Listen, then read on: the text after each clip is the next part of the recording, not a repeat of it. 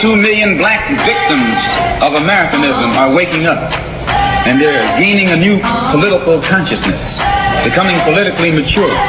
And as they develop this political maturity, they're able to see the recent trends in these political elections. Any minority that has a block of votes that stick together is in a strategic position. Either way you go, that's who gets it.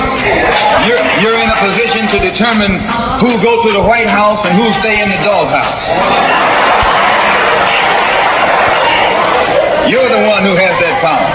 You and I have never seen democracy. All we've seen is hypocrisy.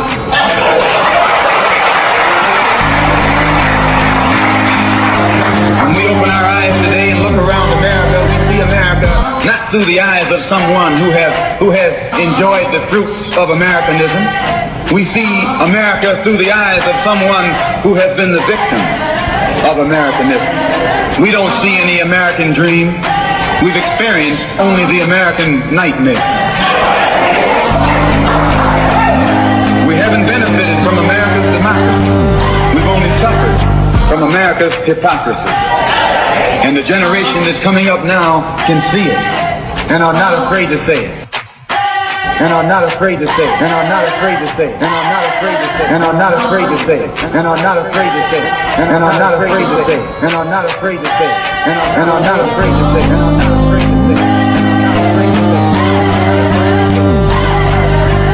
say it. And are not afraid to say it. And are not afraid to say it. Welcome, welcome, welcome to Black Westchester presents the People Before Politics radio show. Today we are going to be talking about why mentally ill black men continue to be shot at, or killed by the police. If you've been following Black Westchester in the local news, you've seen that a emotionally disturbed individual from New Rochelle, Jarrel Garris, was shot in the neck by New Rochelle Police detective. I have to look up his name, but I will definitely make sure I say his name. The day before July 3rd, the day before the 4th, he was allegedly in the supermarket New Rochelle Farms, which I believe is 465 North Avenue, on the corner of Lincoln Avenue. The store, he allegedly ate a couple of grapes and a banana. The store called the police. 3 officers, 2 women, and 1 male showed up. The male was a detective. They were following him up Lincoln Avenue, going towards Memorial Highway, asking him, hey, did you eat something in the supermarket? Did they pay for it? Whatever. One officer was following, female officer. Another female officer came down the street towards him. So he was looking at them and he started to walk across the street.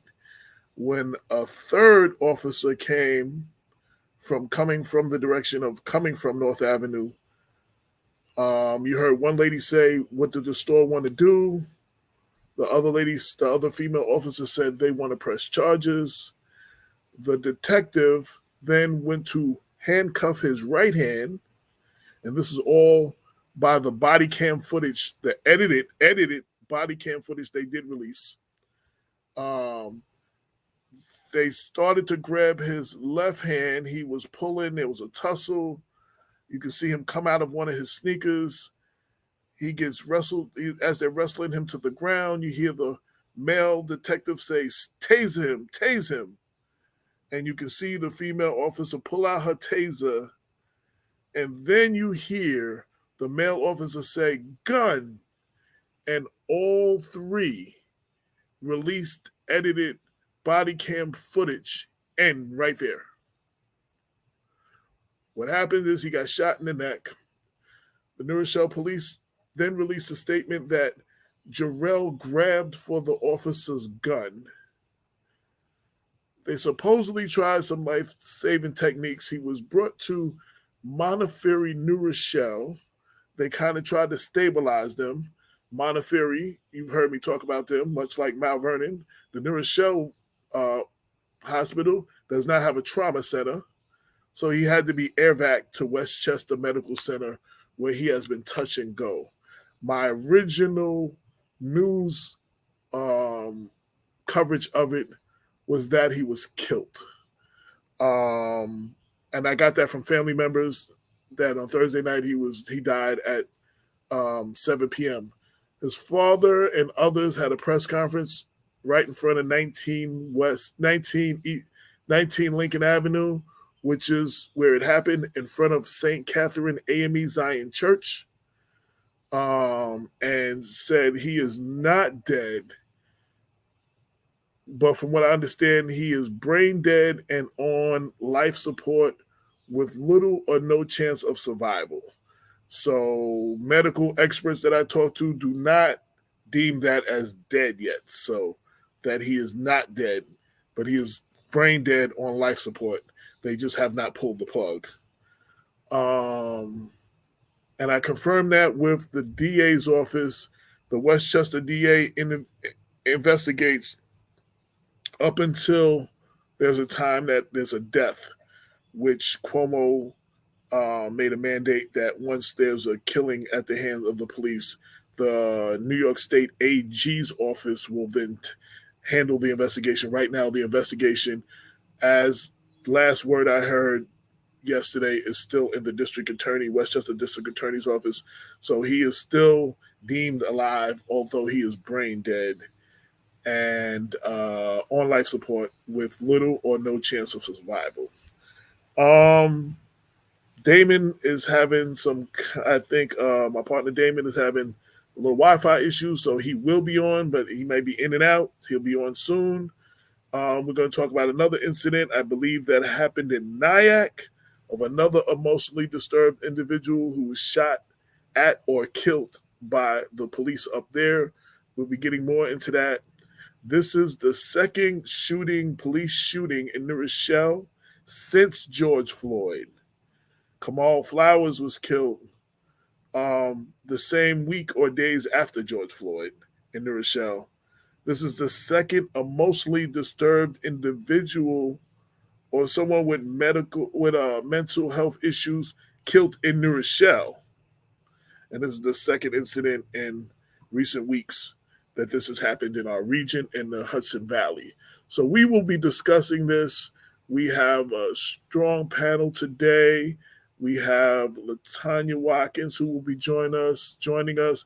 I believe we have civil rights attorney Mayo Bartlett, who will be joining us. And my partner in crime, Damon K. Jones, will be here. I am AJ Woodson, your host and editor-in-chief of Black Westchester.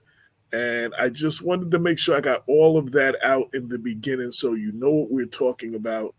And I'm going to bring in LaTanya. Welcome to the show, my sister. Good evening. It was on better circumstances. I wish that we were not having the same conversation that we have been having over and over and over. I have a book, and I'm going to, you know what? I had put it on a shelf for a while. I have a book, and it's 90% done. I'm going to finish it and put it out immediately. White people cannot comprehend the deadly consequences of being Black. It is about police brutality. I started writing this somewhere around right after Eric Garner and Mike Brown, and then there was just so many incidences afterwards. And at some point, I didn't even update the list anymore, and I went on to do other things. And then when George Floyd happened, we all believed that George Floyd was the one incident. It was like a perfect storm because of COVID. Everyone was shuttered in and had no choice but to watch this footage over and over and over and over, which led to protests in almost every American city and up to 42 countries around the world. Absolutely. That was saying justice for George Floyd. We thought this was going to be a turning point. We thought, first, going back further, Eric Garner, like, oh, we got it on tape, what we needed. The ME deemed it homicide, murder. Things we were always asking for in all the other cases. We got it. No way they walking away from this. We were wrong. My partner Damon K. Jones joined us. Then, all these situations. So George Floyd, it's on tape. The cops are arrested. We just knew, everybody was talking about criminal justice reform. We all were under this major illusion that things were going to change. But there have been several killings since George Floyd. In New Rochelle, there have been 2 in that one city alone. And then I have a second book that will be coming out that was inspired by my brother Kenneth Chamberlain. After the white people can't comprehend the deadly consequences of being black, Westchester has our own George Floyd's, a deep dive into police brutality and the families affected. And then it will have interviews with all the families and everything and all the incidences that have happened in Westchester alone. So just wanted to paint the picture for you. This is why we're doing this. Again, LaTanya, welcome to the show. Again, sorry Thank you, that we have to invite you because of this reason, and we have to have this conversation over and over and over again. Welcome to the show, my sister.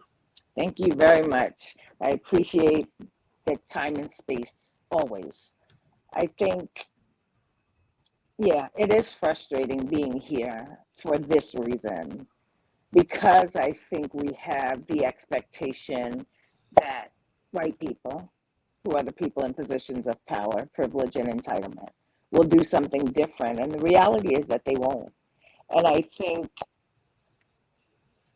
we have to acknowledge that and then figure out collectively a plan to protect our most vulnerable.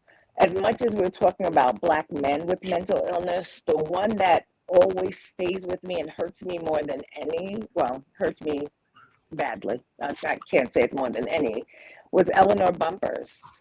Because she was my grandmother, she was your grandmother, she was all of our grandmother. And it's like, my God, she didn't want to be homeless. You knew she was mentally ill, and you murdered her for, I believe it was $40. I believe the rent that she owed on that day that she lost her life was something like $40. It was just outrageous. I struggle with, and for me, it became personal when my friend Tina Davis died. She died at the hands of Spring Valley Police 3 years ago. And it became personal for me because we as a community knew that Tina suffered from mental illness. We knew that she had addiction issues. And the police knew her, and yet they dealt with her on that particular early morning the way that they did, which resulted in her death. The most recent incident, the Sean Harris incident in Nyack, the police didn't shoot him. It's alleged that he took pills. No one believes that. He was shot with beanbags through his mother's glass door that struck him. He retreated back into the house. The police didn't follow him into the house. He was in the house for hours. No one's sure what he was doing. And then when the police finally did go in, they claimed that he was non-responsive. So the beginning of that horrible story was that his mom, he did have emotional and mental health challenges. And his mom brought in a community-based organization that addressed mental health challenges with adolescents that would be able to help him get the services that he needed so he can come back. He was a college student. He was a lacrosse player. Like, he was a functional child, young person. He wasn't in crisis on the day that the social workers from the CARE organization went there. They were just following up. So 2 white social workers went to the home, and he was dismissive. He was playing video games. He wasn't interested. So they went upstairs. He came upstairs, had a conversation with his mother that the white social workers deemed volatile. So they got up, said nothing to his mother, went outside, called the police. The next thing she knew, there was a knock on her door. She opened the door and her home was surrounded. Her block was shut off. She had every police officer in the town of Clarkstown surrounding her home, as well as a SWAT team. And that's how she was introduced to the fact that the white social workers were afraid. They never said to her, we believe that this is a volatile situation. They never tried to de-escalate what they believed was a volatile situation. They simply got up and left. So clearly, cultural competency is an issue in this situation. No one in his family believes that he took pills. But for me, even if he did, imagine that you would, as a 19-year-old man, be so afraid of the police harming you again or further, or killing you, that you would kill yourself first. That's still, for me, death by suicide, death by cop. It doesn't change the fact that they believe that he did it to himself. But I think there's a lot of questions that need to be answered in that situation. And we are protesting at 5 o'clock every day until there are questions that are answered from either the Attorney General's office, the CARE program, the town of Clarkstown Police, or anyone else who has answers regarding this situation. For me, it is very frustrating, and for many people in our community, that we get alarmed. I mean, George Floyd was huge. His first cousins live in this county. I'm very good friends with his first cousin. We were alarmed and we were upset. They threw hundreds of millions of dollars at it and we shut right up. So now there's another one. So now we're going to be alarmed and upset about this one. And then as soon as someone throws money at it, we're going to move forward, as if money is the panacea to fix the murders that happen in our communities. Our most vulnerable are those who can't speak for themselves, defend themselves, advocate for themselves, our mentally ill brothers and sisters who exist within our communities. If we can't protect them, imagine that a 19-year-old with mental illness has the mind of a 5-year-old. If this happened to a 5-year-old, we would be flipping cartwheels. That's right. But because he's viewed as a 19-year-old, and they kept saying man, and the terms that they use to describe him, as they always do, are very inhumane and almost explosive. Like you don't tell people that he was a vulnerable 19-year-old. You tell people that he was a big 19-year-old man. Right. No, he wasn't. He was a kid. He was a kid who was talking trash. You want the truth? He was talking trash to his mother. And like many mothers of color, specifically Black mothers, yeah, okay, you say whatever you say, as long as you don't do anything stupid. And that's really what her position was. As long as you don't do anything, you can say whatever you want to say. Okay, you upset because I won't buy you a phone. I get it. But instead of the social workers who were in the home being culturally competent to understand that if she's not alarmed, they shouldn't be. They decided for themselves that they were fearful, not for her safety, even though that's what they say. You were just fearful for your own safety. And that's why you got up and you walked out of the house and left the mother in the house. If you're scared that he's going to do something to the mother, because that's who he's threatening, he's not threatening you, he's threatening his mother. Wow. You get up, you don't say anything to the mother. You leave her in the house and go outside and call the police. Who does that? You didn't say anything to him. You didn't try to de-escalate it. You didn't ask the mother. You didn't feel for how she was feeling and what she would have preferred in that situation. You just decided, because of your privilege and entitlement, that you're going to make all decisions in this situation. There was no violence. In spite of what you'll read in the media, hear in the media, there was no violence in this home. He did not destroy not one thing in his mother's home. He didn't. He said whatever he said. No one was concerned but the white women.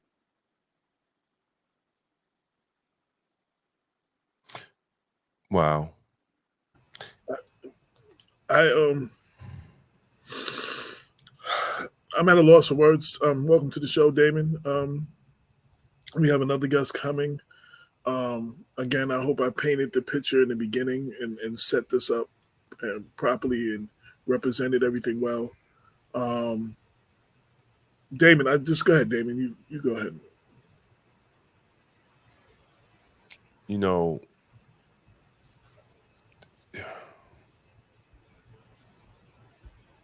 there is blatant racism and bigotry within the mental health community. You know, just hearing that story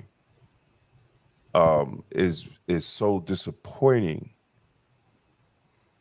that these social workers would do that. You know, that's why I am so, you know, we have to take care of ourselves. Right? You know, Pharaoh continues to show that they do not want us or even respect us.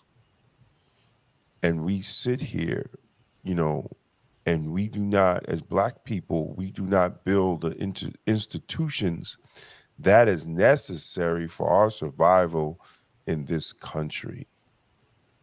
You know, we have to, especially, you know, now in mental health, man, we really have to step up the Black mental health community within New York, within the country, because of the fact that, you know, we're not going to get the proper respect. We're not going to get the proper due. And for those ladies supposed to be, those social workers are trained, you know, and if the mother was not afraid, then they were afraid of a big Black man. Exactly. Right? The age, you know, the historic tale of the big bad Black man, you know, even though he's a boy, you know, but it always comes down to that we are looked at as scary and big and Black and they fear us. They fear us. You know, even Obama said in his speech, you know, even though his grandmother was white and he was their grandson, she still feared Black men. Mm. A lot of us forget that, you know, because we are still in this fairy tale America. And we have to really just wake up, you know, not being woke, right? We really have to wake up and see reality for what it is. You know, I really feel for the mother, Yeah. you know, that she has had to witness all that. And I might add, I'm sorry to cut you off, Damon. No, When go ahead. when the police came to the house, when she opened the door, they ordered her out of the house. So imagine that her son, who has special needs, the one person who he felt safe with, you've ordered out of the house. Now he's in this house and the police are surrounding this house. You're yelling at him. You're firing beanbags at him. You're like, what was the point? I don't understand what was the point, because I could almost guarantee none of them were trained to deal with crisis situations. So why would you remove the professional? Right? Even in the county jail, we have to go get the professional, even though we're trained. But if there's someone that is a nurse or a social worker, they have to come and evaluate and tell us exactly what to do. So how did the police come and then they make the decision? Well, remember, the social workers left. The social workers left. They never went back into the house. They went outside, called the police, and never went back in the house. They never tried to de-escalate. They never tried to have a conversation. When they felt fear, they got up and walked out of the house. When the police come, however many minutes later, The mother's in the house. She opens the door thinking it, I don't know who she thought it was. I don't know that she knew who she thought it was. She opens the door. The police are like, come out of the house. Now he did have a bat, but he wasn't breaking up anything. He didn't threaten the social workers. He's told his mother, if you don't buy me a phone, I'm going to break up stuff in your house. And like I said, she was like, yeah, okay. Like, that was her reaction to him. She wasn't afraid of him. That was her son. She raised him from birth. She wasn't afraid of her kid. He was talking trash to her. So the reason they shot the beanbags because he had a bat? Yes. And how many cops were they? She said there were at least 7 to 12 vehicles and the SWAT team. And they couldn't take bat away from one person. So you probably had 12 cops. More than that. Literally, her block was shut down. And police. They couldn't take a bat. And they could not take a bat from one person. Not even to escalate to beanbags, right? But you couldn't take a bat. You couldn't think 12 cops could not take a bat from one person. I want people to listen, to understand 12 cops could not take a bat from one person. And they shot him with the beanbag. He was obviously struck, and they allowed him to retreat. No, this was in that Central Nyack, New York, across the bridge. Someone asked the question. They hit him with the beanbags. He was obviously struck and injured, like I guess he winced or whatever he did. And they allowed him to retreat back into the house. I studied criminal justice, but I was never in law enforcement. Clearly, if you use non-lethal force or lethal force, you don't let the person retreat back into the house. How do you let him go back into the house? Why didn't someone tackle him at the door? Exactly. And let me tell you something. From I see Karen Chamberlain, the sister of Kenny Chamberlain, the daughter of Kenny Chamberlain Sr. And what we learned in that case with White Plains, one beanbag is like a Mike Tyson punch. Right. When you get hit with one of those beanbags. They said a punch from Mike Tyson or a fast ball from Nolan Ryan. That's how they describe. Those are the two things they describe. A fastball from Nolan Ryan or a punch from Mike Tyson. But see, the problem is, again, right? These officers are not trained to deal with the mentally ill. They're not trained. And police departments in New York State have refused to put together teams that will respond to situations like this. Exactly. When it comes to Black people, historically here in New York State, in dealing with mentally ill, they usually kill them. White people, they use restraint. Exactly. And that's just what it is. You know, there was a white man. He was a defendant in a murder case. I actually believe it was a double murder case many years ago. Some of you on this line may remember this. And he was coming to court, and he put on a suit, and he was able to walk out of the courtroom. No one stopped him. Because he had on a suit, he no longer looked like a defendant to them. Right. So the correction officers, the judges, the clerks, no one noticed that this white man who was charged with I believe it was a double murder, just walked out. So they don't see the threat in themselves. They only see the threat in us, and that's a part of the problem. We have to neutralize that. We have to stop that. You have to stop. There are 3 brothers on this line that I'm looking at. There's me and 3 brothers. You are not a threat to me or anyone else in our community, and we can't let the world make you a threat anymore. We have to stop it. Absolutely. I want to welcome to the panel civil rights attorney Mayo Bartlett. who worked on the Kenneth Chamberlain case and several other cases.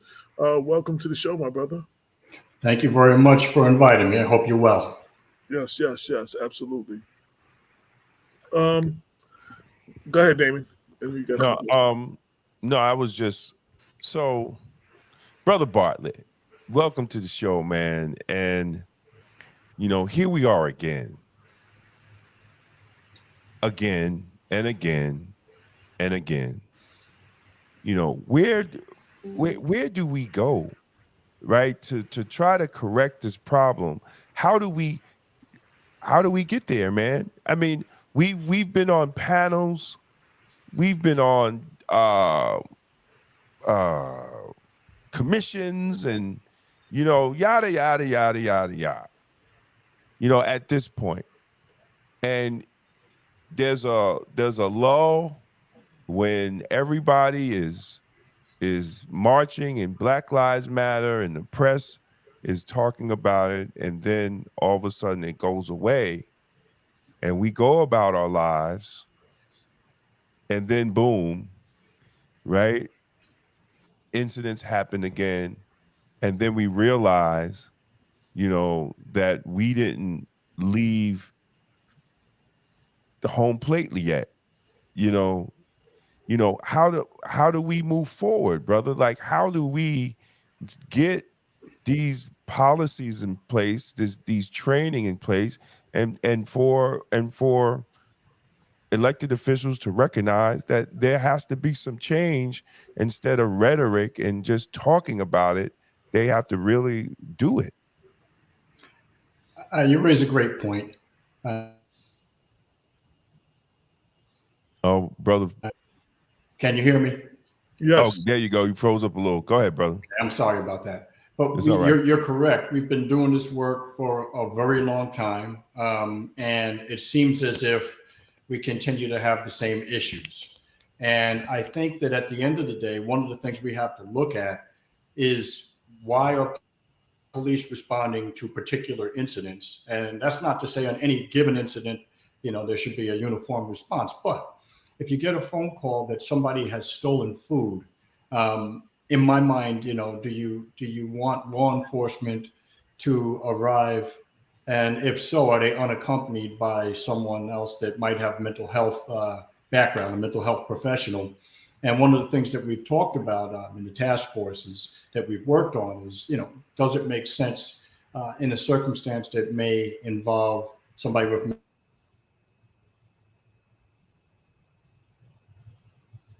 and if law enforcement takes the point every time somebody steals food, we're more likely to have these types of incidents. So in my mind, if somebody stole a banana or somebody, stole food, the immediate incident, the immediate response ought not be, let me place that person under arrest. There should be some other ways to address it. And simply just ask yourself this: if you go to Whole Foods and you see wealthy people all the time taking food from the buffet, eating the food, tasting the food, if you will. They'll say they're tasting the food, but they're eating the food. They're not paying for that food. I have yet to see a circumstance where law enforcement chases that person into the parking lot and arrests them. Right. Okay. Now, that's separate from somebody who may have a mental health issue, may be behaving irrationally. But even outside of that, we can just take a step. As a member of law enforcement, for me as a former prosecutor, as a member of law enforcement, I would never want to have a gun in a circumstance involving a public shooting. If you are mall security and you're licensed to have a weapon in that mall and you're plain clothes and there's a shooting in the mall and you have the weapon, you're much more likely to get shot than the actual perpetrator. So, and we've seen that actually happen where people who are there to protect people in the mall end up becoming, end up getting shot or killed because the presumption is that we're going to be the perpetrator. And I think that a lot of that also has to do with how we allow information to be delivered. So right now we're looking at an increase in the, and if you're looking at an increase in the number of anti-Asian hate crimes, absolutely it's imperative that we recognize that we talk about it. But the thing that we never discuss is the rate of anti-Black hate crimes, right? So when it comes to being victims of hate crimes, African Americans are the number one group. And if you were to listen to the news, you'd think we were only the perpetrators, that we are never victims of hate crimes. And I mean, when you actually look at the numbers, they're staggering. I mean, it's far and away, it's not even close. When you look at the number of people who are victims of violent hate crimes, it tends to be African Americans. And I'm not a guy that likes to compare atrocities. I don't think we need to get into the hate Olympics and stuff like that. But I do think that there are certain organizations that do that quite well and end up getting money that goes toward they should be doing. But I think it's important really to try to build bridges with multiple cultures and let's look at the real issue. So when we start to talk about even the issue of suicide, you know, it shouldn't be an something that's important to the Black community, Asian community, LGBTQ community. It's important to all communities because it impacts everybody. Right. And it shouldn't matter whether one community has 5% more suicides than another. It's a clear issue that needs to be addressed. So in my mind, you know, as a taxpayer, okay, I don't want to pay to have somebody be prosecuted because they stole a banana. I think that is a very foolish way to use our money. At the same time, I know that if a police officer receives a call that somebody stole a banana, that they're obligated to respond. Now, how do they respond? That's an entirely different thing too. So do you respond by having a conversation with the person, or do you respond by immediately telling the guy he's under arrest? So, you know, looking at the incident in New Rochelle, the most recent one, it seems that, you know, the first couple of officers who arrived were talking to him. They seemed to be pretty calm. They were not escalating anything. They were very calm and very measured in what they said. They assessed him. And it became kind of clear from just looking at the incident that, you know, he was not quite responsive. And it wasn't until the third person who arrives on the scene later yells out immediately, "You're under arrest." Exactly. Things devolved immediately from that moment. Exactly. Now, I don't think that we do sometimes use training as a panacea and say that training is going to save and change everything. It's not. But certainly it's a huge part of it. And here's one where I think training could have been. What language are you using when you respond to somebody? By the same token, are you responding to someone, you know, in fear? And if you're looking at somebody as someone you're fearful of, then you're much more likely to have a negative interaction with that person. You're much more likely to approach that person differently than you would maybe the man or woman leaving Whole Foods, you know, who just ate basically a free lunch and then left. Okay, that person's not going to be in court. And I think we have to start to have honest conversations about why that is. Yeah, you know, and you're absolutely right. You know, training is not everything, but accountability is. Accountability from the top down, from the commissioners to the supervisors, which is lacking, right? And I believe is lacking in all the police departments, because people are scared to hold each other accountable in this culture of policing that we have established here in New York and here and in the United States. You know, we can't change anything if we don't change the culture of policing, and especially how they see Black people and how Black people is viewed. You know, I don't believe any mayor or any politician that says that racism does not exist in law enforcement. I've been there 33 years, and I'm telling you, yes, it does. Even with Black commissioners, even when you put a Black face in the place that says he's the decision-making person, racism still exists. He can't eradicate it by himself. Absolutely. Let's be honest about that. So when we get all happy and lucky and joy and celebrate that they promoted a Black person and put them in commissioner and they think they're going to eradicate racism, no, it's not going to happen. It's not going to happen overnight.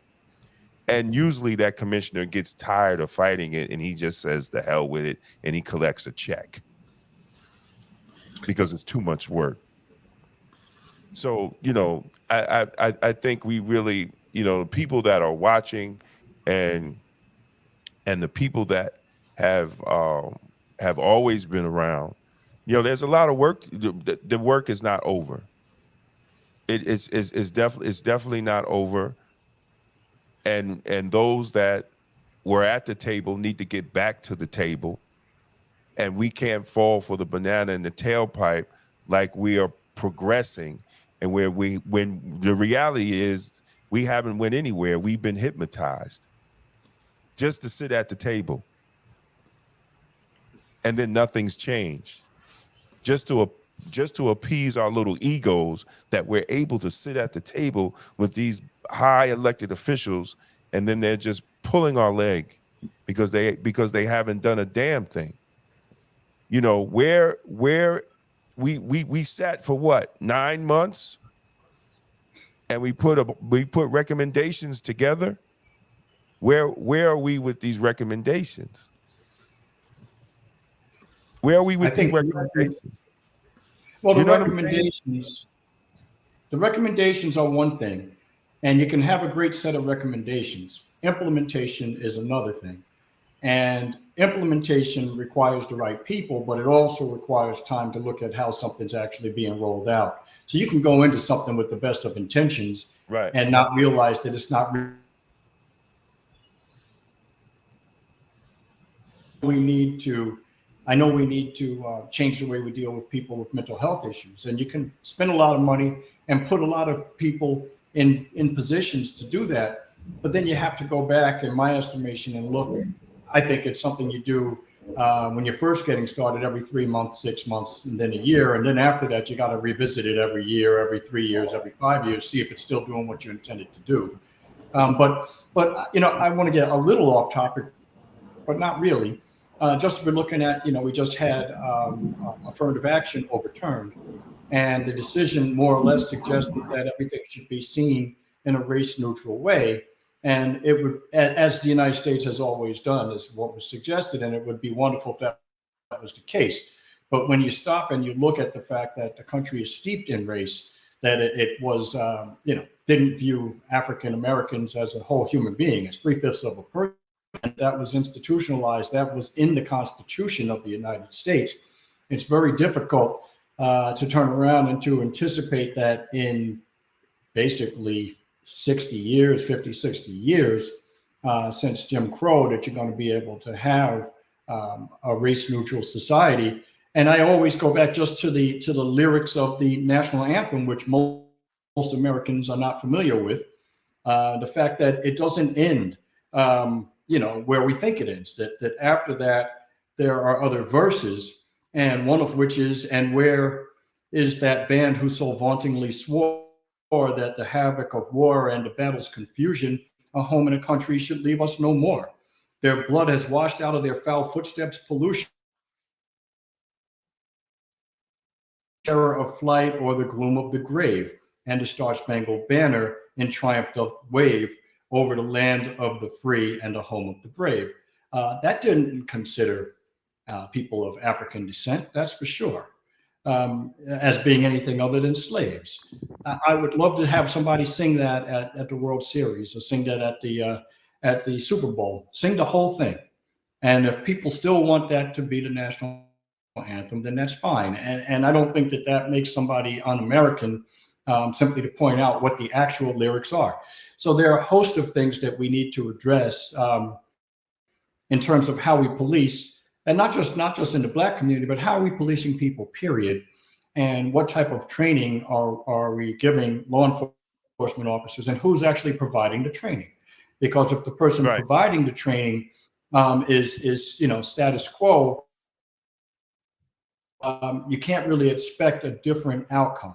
You know, you're going to expect that person's going to find some way to continue to have the training that used to be. And as you know, quite often in the academy, you know, after the training is done, or after a presentation is given, somebody from the academy says, well, listen, or as soon as you get out of the academy, certainly, and you start to work, someone tells you, forget all that stuff. This is how we do it. This is what you have to do. They tell you who to be afraid of. sometimes to your detriment, who not to be afraid of, you know, who you think is not a threat, who very well may be a threat. Maybe that's the person with the AR-15 that you need to be very much aware of, but you're comfortable with them because that's not who you're told, you know, to be fearful of. But absolutely, I think we need to be funding our mental health apparatus sufficiently so that you can have somebody who's in mental distress not go to jail, but not be on the streets and be able to get the care that's necessary. And what I've experienced, I'll just state that I had a young man I would help, and you know, he would call me at 2 or 3 in the morning, and he had mental health issues. And to his credit, he was aware of that. So he would call me and say, "Hey, Mr. B, I need to be in a hospital." And he could call at any hour. And I'd say, "Okay, well, do you need a ride?" Because I was always concerned that if he interacted with police, they're going to be afraid of him. He's a big guy, he's over 300 pounds, and he could be intimidating if you don't know him. And, you know, he'd get to the hospital, and the hospital would turn him away. Then he'd call me, and I'd have to say, "Well, listen, I'm his lawyer. If he hurts himself, if he hurts somebody or gets hurt, we're going to hold you accountable. And only then does the hospital take him in." I've had that happen in several different communities in Westchester County and outside of Westchester County. And then he's taken in. But they don't really want him there because they're not making money off of him. And it's going to be a more challenging person to deal with than somebody who's coming in for cosmetic surgery or somebody who doesn't have these same issues. So we have to get beyond a hospital's ability to not do their job also. You know, I mean, they're there to ensure that everybody is safe. You know, they have a Hippocratic oath that says you should do.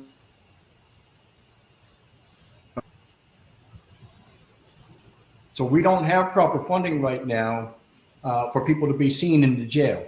I had a client who ended up going into the jail. You know, this person wasn't of African descent, but ended up going into the jail only because the judge wanted him to get mental health treatment, and everybody agreed, including the prosecution, that as soon as we got a doctor on board, he would be released. Well, nobody ever came to do the assessment. So the man sat in jail for 2 months. And for those of you who don't know what that means, 2 months is $30,000, you know, at taxpayer expense for somebody to sit there for no reason and not get the mental health benefits that they need. And, you know, there was an estimate that you go to Rikers for $208,000 a year. For $208,000 a year, sad to even state that, but just think of what we're willing to spend on somebody to their detriment. But if you were to suggest that that same person could go to college and that they were brilliant and that we'd like to help them get college education or have health care, we'd be up in arms about spending that same $200,000. You know, we don't want to do it. Forget about affirmative action. We could use that money and pay for them to go to Harvard. Right. Absolutely. And there's a lot cheaper than community college. Yeah. Or the $6,200 we pay to be in a homeless shelter per month per person. I wanted to get back. The officers. There was 2 female officers and 1 male officer. Officer Carrie Bird and Gabrielle Chavari. Those are the 2 women that were talking to him, and it was escalated by Detective Stephen Kahn, who confronted Jarrel Garris in the middle of the street, and it's the one who pulled the trigger and ended up shooting him. I just wanted to get that out there.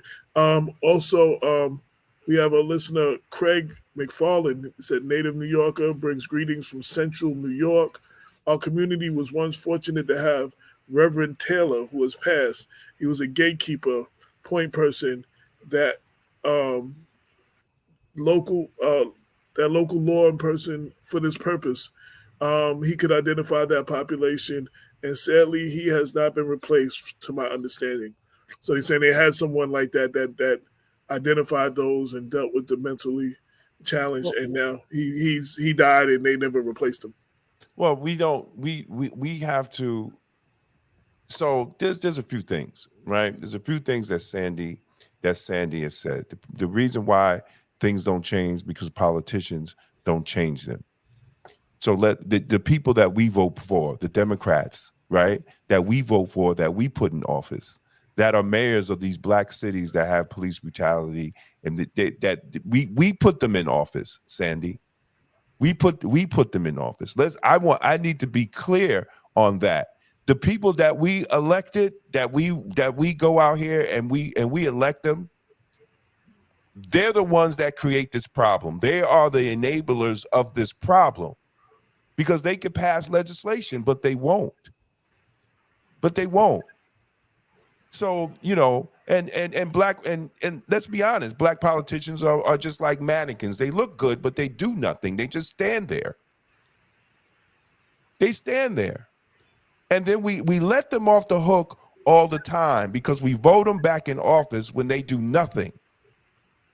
It is our problem. You get the government that you vote for. You get the government you deserve because you get the government you vote for. Absolutely. And you get the government you hold accountable. Voting for them. Exactly. Yes, it's disgusting. Well, we don't keep voting for them. Damon, we don't, we really don't require anything else. When you look at what the top issues are, 1 year in the city of White Plains, they should allow the French school to exist because it might cause some additional traffic. Now, nobody ever debates when you put a new mall up whether that's going to be more traffic, right? So that's always welcome. But going back to what you said, AJ, earlier, listen, the two women police officers were at a minimum neutral, didn't do anything to escalate. Right. And we don't have all the information in this case yet. I haven't seen everything. I don't know everything that's there. But I will say this. There is a realm of possibility where the male officer who arrived didn't commit a crime or maybe didn't even violate protocol. Okay. But they're two separate things. Is it the right response? That's the question that we should be asking. Exactly. And maybe exactly. Say, hey, we did everything by the book. How does the book need to be changed? And that book but changing the book not only maybe keeps a person alive or prevents a severe injury, but it also prevents an officer from having shot somebody. Now you have to live with that for the rest of your life as well. So how many families does this impact? How many communities does this impact? Well, outside of New Rochelle. So if we just stop and look at how maybe things that we traditionally thought were fine, really maybe we're not. So maybe my voice, my tone is escalatory. Okay. And I remember talking with you, Damon, in one of the presentations we've given many times about use of force continuum and how the officer's mere presence is the beginning of that continuum. Absolutely. As soon as you see the officer, and if you think about it, anybody that drives or is a passenger in a car, when you see traffic off, drop down from 30 miles an hour back to 75 or whatever they do, okay, and you see a police car was on the side of the road. And when people saw that police car, all of a sudden everybody that was tailgating learned how to drive again, right? So just your mere presence quite often is enough. If it's not enough, do you have enough time to make an assessment about what kind of interaction you're likely to have with this person? Is this man a threat? Is he somebody that's a threat to himself or others? Or is he somebody that maybe we need to have a conversation with? And if so, am I the proper person? And if the answer is yes, then fine. But if it's somebody else that's available that could have that conversation, then I think we ought to have that conversation with that person. And we're in Westchester County. All of these communities are wealthy communities in terms of the budgets they spend on law enforcement. So really, in my mind, even as we speak about things like Project Alliance, which is a partnership with the mental health community,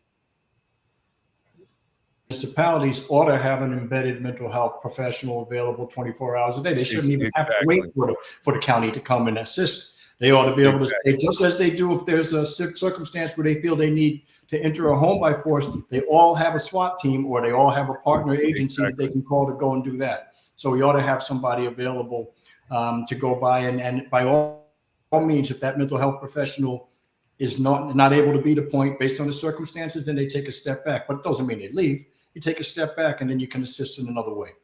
I want to add one thing, two things. One, so I was a little more critical. I saw that Mayo, complimented them that they did release. There was a lot of pressure. They did release body cam footage. there was a lot of pressure from the community. My problem with the release of the body cam footage, and I'm not seeing enough of this in media, so I'm going to say it, they edited the footage before they released it.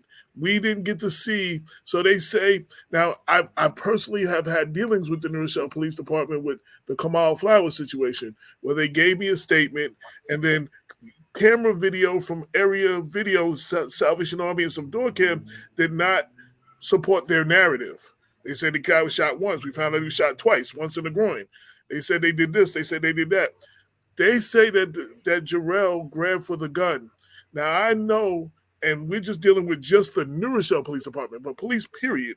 We know if they have body cam footage of him grabbing the gun, they are releasing that to make sure, or the media puts that out there so News 12 and everybody says, yes, and you can see him grab for the gun. They are going to release that to support their narrative. And the second thing I wanted to say was, when they talk, this individual, Jarrel, they did wellness checks on him. They knew that he was mentally disturbed. And if you watch the body cam, one of the officers says Jarrel. They say his name. So they know that this is a person that has notably had mental health in situations. I think they said he's either schizophrenic or bipolar or something, or maybe both.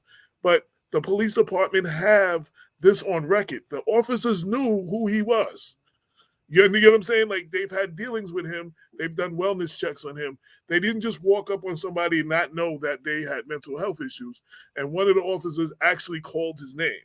So I wanted to call those out, especially with the edited footage, because all three cameras, and when somebody says the male officer, Detective Stephen Khan, he says gun. Then all footage. You don't see him with a gun.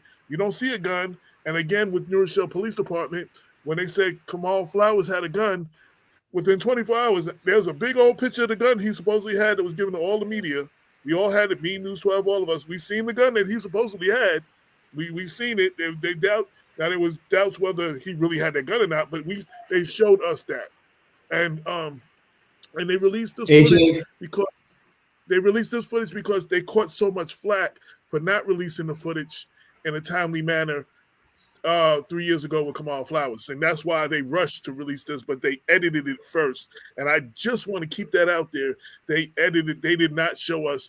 Lohud, as far as I know, is the only person right now who has actually foiled for the entire unedited footage, and they have not gotten it yet. We're all working closely together, so I'm working with the reporter from Lohud.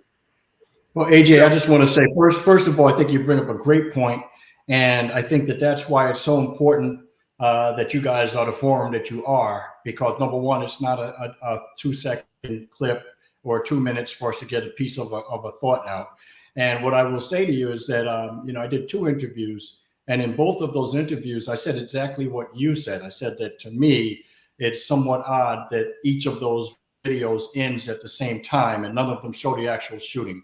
And we're a country where blockbuster movies are as violent as they can possibly be. So it has Thanos wiping out all of Earth.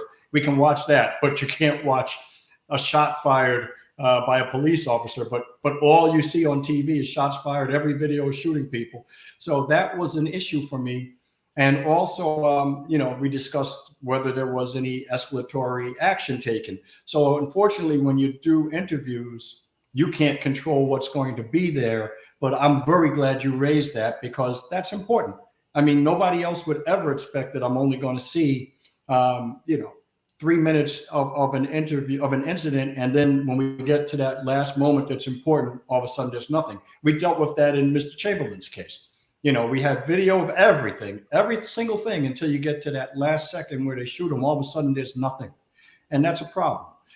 So I think it's better, actually, though, if the city has chosen not to give us that part of it than it would be if the officers consciously turned it off. So I'm happy to hear, and my understanding is that the video does show the entire incident. That's much better than if, hey, we all decide we're going to turn it off at the same time, and somehow you're supposed to just trust us when we tell you that the guy did something.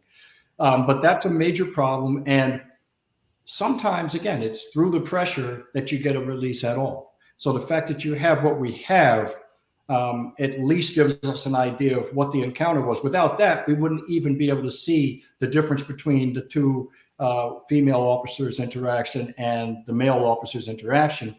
And if nothing else, hopefully it's a learning tool going forward, but there has to be a release. And, just as I thought it was good to release the portion that was released, look, if you're not releasing the whole thing, then it's illusory and it doesn't really help anybody. So then it's self-serving at that point.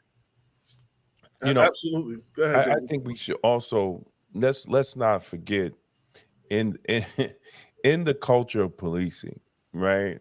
There's something that's called ego. So you have, and look at the George Floyd. Let's start with the George Floyd incident. He was a FTO, right? His job was to train field training officer. Exactly. The younger officers. He was showing off, right? His ego. The incident with the other FTO that pulled her taser, but instead of her taser, she pulled a gun and shot the man. We could go through a lot of incidents, and when you examine the years on the job between a lot of the officers, you find that the senior officer was the one that was trying to show off to the junior officer, that they're top cop. And this incident, you had 2 rookie officers and you had a detective, and detective's going to be senior because it had to be there long enough to become detective. And the detective didn't assess the situation when the other cops were actually diffusing and de-escalating the situation before he came and put his hands on the person. We have to examine these things, and we have to look at that, and that's what I'm saying. Like, we don't really examine the culture of policing to look and see where changes need to be. And I think at this point, since the Kenneth Chamberlain killing, I think the Westchester Chiefs Association has failed miserably to address these situations because they control policy within all the municipalities within Westchester County. And we haven't heard a peep, from them on changing. Mayo, we was on the we was on the task force, and they were salty at a lot of things that were coming up, and then we found out that it didn't even materialize in the police departments because these are the things that they didn't want, especially having the police come into corrections and work 2 weeks without their guns and their tasers and learn verbal judo and learn how to de-escalate situations. See, when you're in a housing area and it's by yourself and you and 60 inmates, you learn how to do things differently. And these cops are not trained to do that. And they're not trained to do that. And that was one of the recommendations that just never came to fruition because a group of police officers wrote the county legislators a letter. They sent it to the one Republican on the board, and then you didn't hear anything else from it. So, when we talk about, and I'm going to continue to go back, when we talk about these things, where has Tiff James been? Every police department was supposed to send their review of their police department to the Attorney General's office. And she was supposed to take those reports and do a blanket recommendation of the best practices for New York State. Only thing we heard from her was Trump. And I know some people get mad at me, but I say, look, Black community don't give a damn about Trump when they're being shot at and killed by police. They want the top cop of the state to act on police reform, and which she has failed to do. And nobody has held her accountable. when she comes into the black community, she talks about Trump. Nobody wants to hear that. We want to know what, Tish James, the New York State Attorney General, what are you going to do on how police encounters with mentally ill, especially mentally ill black men? And if you're not going to answer that question, then don't come into black communities throughout New York State. And we have to start talking like that to these politicians, because if we don't, nothing's going to change. We treat them, we bow down, and we're just so happy to just take a picture with them and be on Facebook and Instagram. We're just so happy to do that, and then they do nothing for us. When are we going to stop? Because our communities are catching hell. I think that, Damon, we have to be able to go with an agenda. If you don't have an agenda, then you can't anticipate that anybody's going to do. And this I say not as an apologist for them, but in fairness to anybody. If somebody doesn't tell you what they want, and other people are telling you what they want and what they need, you're going to pay attention to those people. And you're not going to focus on the people you won't even know. You'll think everything's fine because you're on Instagram and Facebook in everybody's picture, like you said. You'll think, hey, everybody loves what I'm doing. So we have to have something similar to the League of Women Voters, where you have something that you require candidates to attend of every party, and that you're open to listening to what people have to say. I think, I forget where it was. It might have been Rob Johnson, I think, of BET, who talked about the origins of the Congressional Black Caucus. And he said that he would love for us to get back to that. I think he was on Bloomberg, and they asked him if he would consider running for office. He said no. And, they talked about the environment and what you have to do to run and all of this. And then he said, but I don't believe anybody will affect anything that's a positive change across the board. And he said that he wants to go back to the tenets of the Congressional Black Caucus, which was you should have no permanent enemies and no permanent friends, only permanent issues. And if you get to that point, then no one can take you for granted, and you vote based upon the people that are doing things that are beneficial to your community. And if it's beneficial to your community, hopefully it's beneficial to the larger community as well. In my mind, you're fighting hate crimes. It's not for any particular group. You're just trying to stop that and bring your community together. Right. But it's fascinating also, and you mentioned, and I remember during the work, a lot of the police reform work now and many, many years ago, talking about how, in prison as a correction officer, you have no weapon, and how vastly outnumbered you are, and how, in the long run, if it comes down to it, the people who are incarcerated aren't going to win, but you're certainly not going to win. And the fact that, it's to everybody's benefit to get along and to speak to people respectfully, and not to put pressure on people that makes it more likely that you have problems. And I even saw the same things with court officers. And a couple of guys in particular that I just remarked were outstanding. Okay. And they had a weapon, but you don't want to be in a position where you're using your weapon in a court. And I remember being in court with this guy, and it was during a recess. And one of the people that was in the court, a defendant, started to get agitated. The guy was getting upset, getting angry. I couldn't figure out why, but that doesn't mean there's not a valid reason for him to be upset. But anyway, he starts cursing and all this other stuff and making threats. And the correction court officer says, hey, listen, man, relax. I don't want to have to arrest you. And the guy took that as a threat. He says, no, I'm not saying it that way. He says, look, you came in here, you've been a gentleman. I'd rather let you leave. If you need to leave. I'll tell the judge you had to leave. And the guy he went above and beyond. A whole bunch of people could have just said, hey, you're going, and he would have been in the back. And he's going to go in the back. There's no way he's going to beat all those. If somehow he beat every court officer, he's not getting far. He might get out the building, but he's not getting out of the town. Exactly. And so he handled it the right way. He handled it in a way that he wasn't trained to handle it that way. Some of his fellow officers said, oh, you're too nice. Well, wait a minute. You could have got hurt by that guy. What do you mean you're too nice? Nobody needed to get hurt that day. That's what it came down to. He gave that guy an opportunity to see things differently. The guy came back, as a matter of fact, and thanked him. And that's not what you're doing it for. But I mention that because people will recognize when you treated them fairly. They will recognize, and they have a minute to reflect. A lot of people will say, hey, you know what? I wasn't my best that day. I know I brought things to you that I shouldn't have. That can be a turning point in somebody's life. But again, that has to be part of the training. It's got to be part of the curriculum. And it won't become part of the curriculum unless the community, the electorate says they think it's important.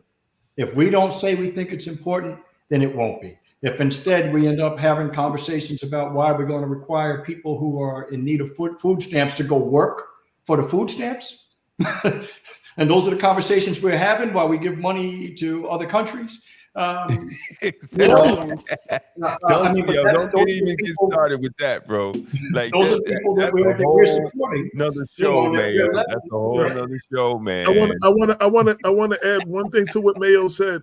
Mayo said, if they're not hearing from the people what they want, I want to go a step further, and I want to be specific.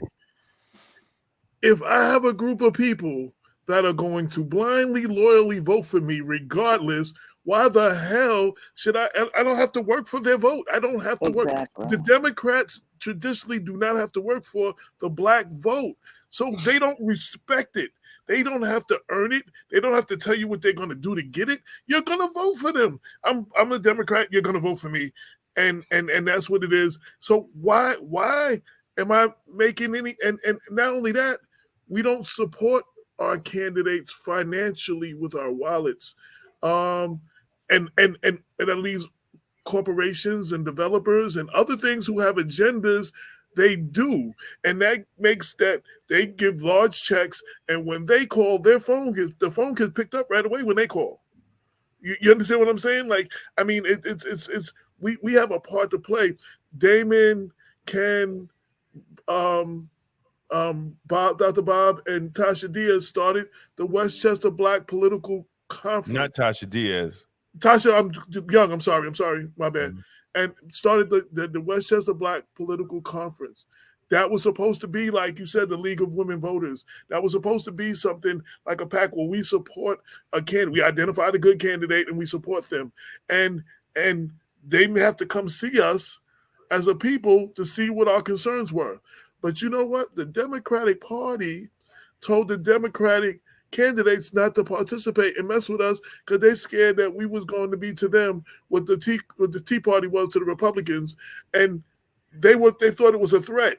It was supposed to be an assistance to them and to make candidates come to us as a people and have to deal with us. And if we identify the candidate, we collectively put some money behind that candidate so they don't have to take money from developers and all these other people, and they can answer to the people. You know what I'm saying? And that's what the theme of that was. And our own people were the reason we don't have that no more. Well, I'll just say this. When we were in the county bar, I used to sit on the judicial screening committee, and we would invite all the judges that were running for countywide office to come and be interviewed by us. And some people wouldn't come. So we used to have three categories. I think it was unqualified, qualified, and well qualified. And then we expanded it beyond that. And then we also added a category which said not qualified by failure to appear.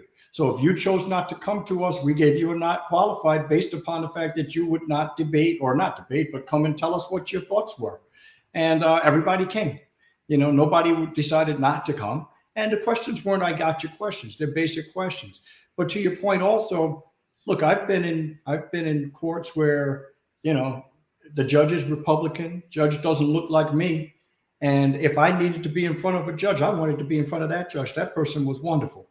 They were a great human being, okay? They listened. They didn't put you in jail and set a high bail just to set a high bail. Well, we would vote against that person, most of us as Democrats, because they're not a Democrat. And then vote for a Democrat. I've been in court where I've had Democrats quote unquote, tell the client, you're a cancer in the Black community. Now, a Republican judge couldn't say that. Okay, so what are we doing? I mean, at some point, you know, you can't feel that you won because the mascot's an elephant or a donkey. I mean, I think you have to, and as you said, AJ, listen, we don't require Republicans to even exercise their mind about how they might win our vote. So, you know, and I'm not talking about a handful of people that stand behind Donald Trump and wear a shirt. I'm talking about, you know, people who say, hey, listen, I like your policy. I respect this policy. Even if I didn't vote for you, you gave me something to think about, because it really doesn't matter. So for instance, why do we not have on the campus of Valhalla or somewhere, and not just in Westchester, anywhere, why do we not have real jobs? Why do we effectively have slavery in prisons and jails, and people are being preyed on just to get a telephone call from Global Tel Link to their loved one, and paying probably for 1 month my yearly bill, just for a few minutes on the phone, when we could say, hey, listen, we can create jobs. We can have a solar panel plant, and you start that job as an apprentice at $35,000, which you can cover your commissary and your phone calls on that. Okay. And by the way, after a year or whenever your apprenticeship ends, you get the job as a regular member of that company, and you get paid whatever the actual rate is, and you can take that and go wherever you want with that. Okay. And this is something that's dear to me, but I don't think you have to be a genius to come up with examples of how we can do this. So we have people that are in jail growing half of our organic food, and they're getting paid nothing. Governor Cuomo talked about how wonderful it was that we had a hand sanitizer during COVID. That was made in the prisons by inmates. Exactly. And we as Democrats were like, oh, that's great. We as Democrats think it's great that we're giving cluster bombs out. Nobody in the world does that other than us. Well, no, they rather turn the inmates into heroin addicts.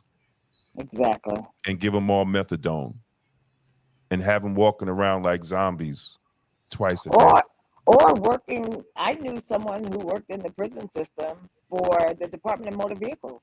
When we call DMV, that's who we're reaching. Exactly. And yet couldn't get a job when they came home from prison at Department of Motor Vehicles for New York State. It's like, wait a minute, for 8 years I answered your phones and did your work, and I can't get a job.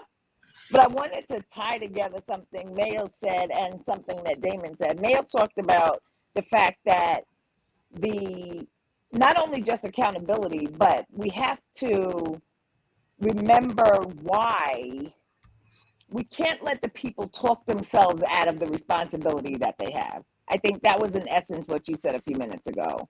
We can't allow them to, because of whatever reason, to talk themselves out of the responsibility that they have, either to the mentally ill, the people who are incarcerated, the students in college, that whatever it is, we can't allow them to talk themselves out of it. And at the same time, we have to have a list of demands. We can't tell people that we want them to do something to fix it and not know what fix it is. Do we know what the Black community needs to really come above? Do we know, as a Black community, do we ever sit and say, this is what we need so that we can get ahead? And the problem is that, or part of the problem is that what our demands are is that we want someone outside of our community to fix it. And that's a huge problem. We have to fix it. There is no great white hope that's going to swoop into the community. I don't care if it's Democratic, Republican, Independent, and the same concept of the PAC that you talked about, AJ, is the Working Family Party. They did the same thing, but no one pushed them out and said that they were a threat, and they are an absolute challenge to the Democratic Party. They're called the Progressive Democrats. But no one said that's a threat to the overall Democratic Party. Let's not let them exist. So we need to decide what it is that we want. The other thing I want to say is, with respect to the Attorney General's office, a commitment that I asked people to make in the Sean Harris case is that I don't care what Tish James' office comes back with. We don't stop because she says no. Exactly. And I think that happens a lot in our community with every police-involved shooting. When the Attorney General's office says no crime, we're like, well, I guess if she said no crime, then there's nothing for us to do. Absolutely not. That goes back to another point Mayo made, that we can't let, so sometimes behavior is good. It's not against policy, but it's dead wrong. What could you have done instead of grabbing that man? What could you have done instead of shooting him with the beanbag? You could have done what that officer did in court. You could have talked your way through it. You could have de-escalated it. You could have given him an option of humanity. That's what that officer gave that man. He gave him an option of humanity. He humanized him and said, I've been there. Listen, I've been pissed off a lot in court, Mayor. I'm sure you have too, but we can't behave. We can't behave a certain way. Damon, I'm sure you've been pissed off in the jail, but you can't behave a certain way. So why not give someone the reprieve, the respect, the humanity that we would want someone to give to us? That's what it's about. That's how we fix all of this. All of this conversation is about do unto others as you would have them to do unto you. That's the answer. But we're not requiring people in positions of authority and to have one accountability, but Exactly. two, to do exactly what they said they would do. You campaigned and promised that you do an A, B, C, and D, just like we did with the police reform panels. You said, you promised, you reviewed, you said you were going to do this under 203 so you could not lose your state funding, and you did absolutely nothing. But where's the community to say, here's your report that you submitted to the Attorney General's office in Albany. 3 years later, what have you done? Cuomo left office and everybody was like, well, I guess we don't have to do anything now. We've got to do better. Exactly. They have to see us as human first to humanize us. We have to see ourselves as human. Well, that too. Yep. You know, I used to tell inmates like this. You want me to treat you like an inmate or you want me to treat you like a man? You have the choice. I give them the choice. See, I could treat you like a man and we could be two men standing here and we could respect each other and get throughout, and I could get throughout my 8 or 16-hour day. Or I could treat you like an inmate. That's your choice. It's not, that's your choice how I'm going to treat you. So when you give people options and they understand that you're willing to treat them on the level of manhood, you know, that's respect. See, but that comes with that comes with consciousness, and that also comes with other officers teaching that too, right? So the culture has. I'm going to keep going back to the culture, but it comes from up top. You know, back then it was different. I don't care what the stories were. Right? Jail was better in the 90s for inmates and officers than it is now. And even older officers would tell you, and older inmates would tell you, because it's out of control now, because they play PlayStation and they got iPads and they get methadone and they stay high all day. Right? And this is jail.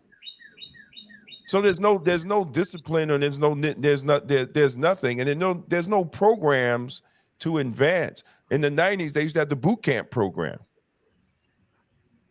No, they played PlayStation all day. That's the boot camp program. It ain't no attention hut and get up and saluting, and all that's gone. All that's gone because there's no people that are in charge that even been in the Black community, that even been in the projects. So how can you relate? And then you give these young kids more than what they had at home. And they make it comfortable so they don't learn anything. They don't learn nothing.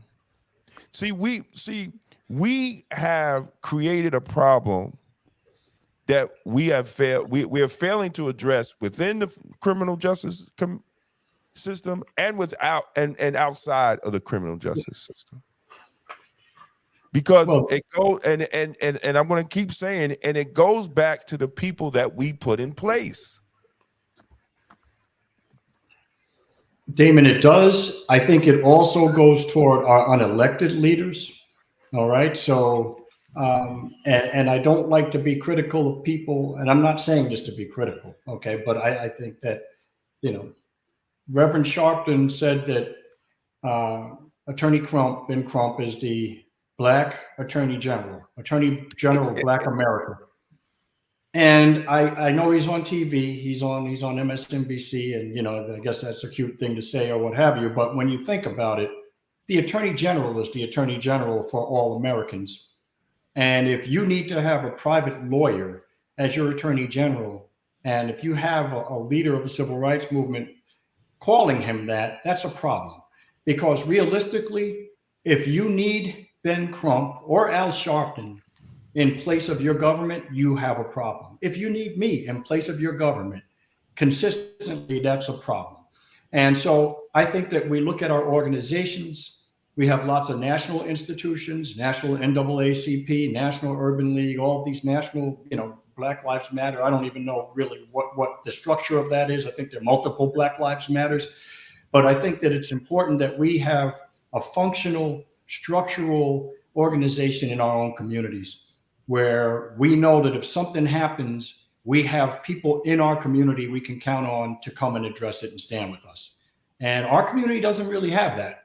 No. So if we don't have that, in my mind, I don't give my money to a national organization, because the national organization will pick a few cases a year that they talk about, and they probably aren't anything in my community. And that's why we have, in Westchester County, people talking about George Floyd when you have Kenneth Chamberlain right here. Exactly. I think that we have to build that apparatus, and maybe it's not the NAACP or the Urban League. Maybe it's something that's a grassroots organization, but there has to be something where we build it, we support it, but it supports us. Because if it doesn't support us, then we shouldn't be supporting it.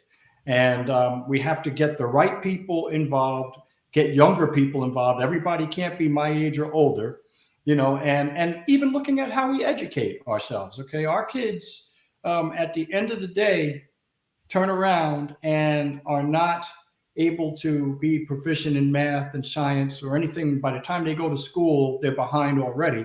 There's no reason for that. Okay, kids are smart. I mean, we can sit down in community centers and have kids doing the mathematics and teaching them history, because as Governor DeSantis says, you can't rely on the government to do that. And even when you look at curriculum, there are very few areas of curriculum that are codified that are required to be taught. The Holocaust is one, and I think that might be the only one that's actually codified in New York State. So other than that, you teach whatever you feel like teaching or don't feel like teaching in school. So you will never learn what your history was. You'll never learn, how we were treated. You'll never learn our contributions. And if you don't know any of those things, then we probably, as a community, don't even know what questions we should be asking. If we're not aware of what's happening in our particular community, how am I even going to know what I should be asking my mayor or my executive on a county or state level? I learned Black history at home.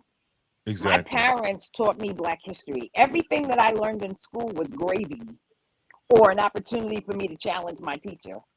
Except my parents sat me down and made me learn what they deemed that I needed to learn. We got to get back to that. We got to get back to that. Schools are not. Why would we want those who previously enslaved us to educate our children? How many decades do we have to keep saying that? Stop it. They're not going to teach us anything that makes us a challenge to their system. LaTanya, I'll say this. If I'm paying my taxes, I want it to work for me.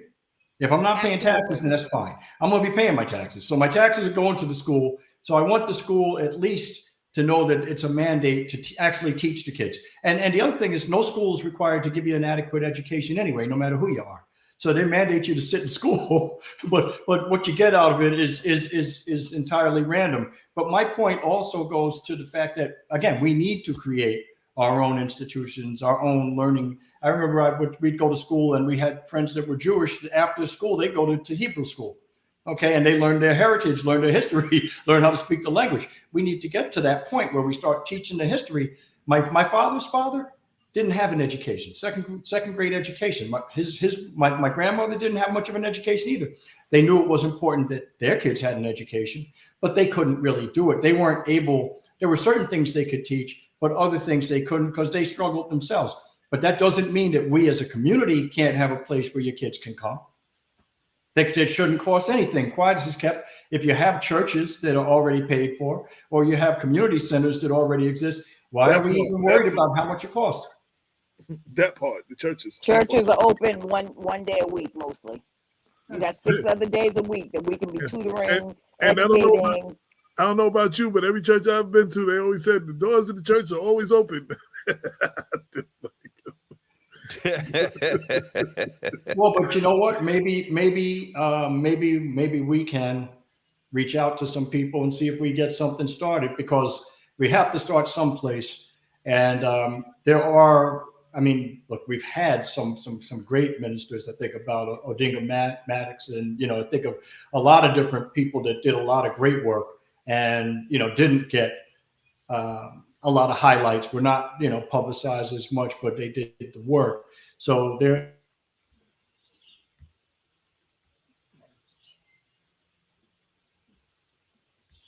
I think we lost Mayo for a minute. Yeah, he froze up. While we're waiting for him, to Latanya's point, I learned more about Black history from hip hop in the early days of hip hop than I did from any school, from KRS and from Chuck D and several people like that. I learned a whole lot of Black history from them that I've heard names that I never heard in school. Right. Until they attack that. And yeah, well, I mean, I said the early days, and now they're twerking. Right, and I said the early days. I just did a video on that. Go to my YouTube channel. Right. I just did a video about that, Damon. Go to my YouTube channel after this and watch that. Oh, good, man. See me address twerking on the BET Awards. I addressed that. So it's like, but so I want to say to the people, see, a lot of things we do, we complain of what the elected officials are not doing. Politics is a participatory sport. You all have a part to play. Even when we talk about these institutions like the NAACP and all of them, we have to hold them accountable. You understand? Like, we have to hold everybody accountable. You vote for these people, you hold them accountable. You know what I'm saying? They're like, oh, we can't criticize that person. No, you voted for them. They are in office because of your vote. Your tax dollars are paying their salary. You hold them accountable. You complain. That means if it's in your city, you go to your city council meetings. And on smaller levels, if you don't like the way your school is running, you go to your school board meetings. And if you don't like the way the county's running, you go to the legislative meetings. You got to go show up and be heard. The squeaky wheel gets the oil. So you talk about why other people are getting what looks like justice and why other people are getting their needs, because they are the squeaky wheel. They make noise. Jewish people make noise. The LGBT community, they make a whole lot of noise. All these other organizations, all these other groups of people, except for Black people, we complain and we stand outside and throw rocks at the window. Eventually, you're going to break the window and get arrested for that. Like, we got to do more than that. We have to hold these people accountable. We have to understand how this situation works, and we need to teach our children civics. You understand what I'm saying? There's a role for us to play. You don't vote, go to sleep for 4 years and wake up and then vote again and then complain that things didn't get wrong. And forget about all you people who told me this year, oh, I'm going to sit this election out. I don't want to hear from none of y'all. I want to hear from none of y'all. None of y'all. When y'all start calling Black Westchester to complain next year, I don't want to hear from any of y'all because you have to take your ass out and vote. Oh, I'm not voting for. Your vote is not a Valentine. You don't have to like 100% of the person. You're not picking a wife or a husband. You pick the best person. It's a chess move. You understand what I'm saying? Oh, I don't like neither one. I'm not voting. I'm not voting. That's not the answer. I'm sorry to go on a rant, but I'm sorry. Yeah, maybe we could discuss that Valentine analogy a little later. I didn't get that one. Okay, I'll send you the article I wrote on it. There's a whole article about that. There's a whole. Okay. That's a saying. Your vote is not a Valentine. It's more like a chess move. You're not declaring your underlying law for a love for a person. You don't even have to like 100% of what they represent. You pick the best person right now out of those two. I want to shout out what we support. Okay, I want to shout out. There's Nancy Cater Maldonado, whose son was killed by the Greenberg police, is tuned in. You already said Karen Chamberlain, Margaret Coleman, who's with the Yonkers NAACP, Kwame Dixon, who's an activist in New Rochelle, boots on the ground doing great work. I just wanted to shout out some of those people. Go ahead. Mayor. Yeah, again, though, but if you're going to support, when we go to support your local NAACP. Don't just give money either. Show up. Be there, because I'll tell you, when you go, if you ever go speak to local NAACPs in towns that have lots of Black people, you could put everybody in your kitchen. There's not a lot of people there, okay? And most of them are older. And sometimes we end up asking them to go and an 80-year-old lady who has no law enforcement background to go talk to the police chiefs. I mean, that's probably not the best way to do it. That part. And so I know Damon, Right. you and I went up one time because, you know, I mean, but we have to make sure that we have people there to support it in a way possible that will allow them to be effective. Right. But also just look, right now they have a writer's strike, right? So Netflix and all these people are talking about they can't get content. I watch what I see. I don't find I'm missing anything. Okay. But at the end of the day, what I will say is this. Anytime there's something that's disparaging of Black people, it's a smash hit. You could have a song with the N-word like it's a verb. People are conjugating it, okay? You got that being used 50 million different ways. Take that same song